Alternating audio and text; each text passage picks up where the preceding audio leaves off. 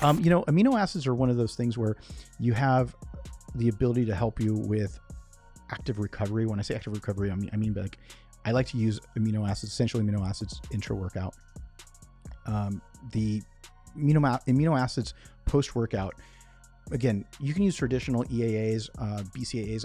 I personally like to just run a straight isolate because of the EAA content in it, and it fills you up a little bit, and then do a solid meal an hour afterwards.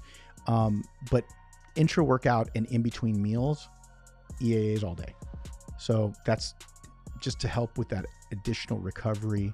Obviously, I made AminoKEM. That's the one I recommend because I put it together with coconut water as well as some S7 just to keep the blood flow going. And what I did was I also made sure to not overly sweeten it, because I always consider athletes taking other products as well. And it just becomes a little bit, you get a little bit of GI distress when you start to over flavor things.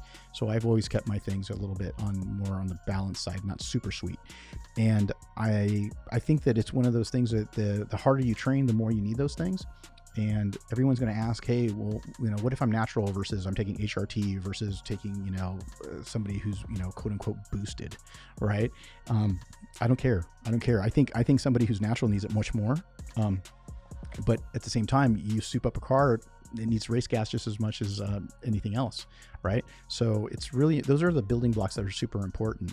And if you're not taking essential amino acids, I really think that you're missing out, So I think that it's really, really important that you take them throughout the day. I like to stack it during the workout as well as in between meals.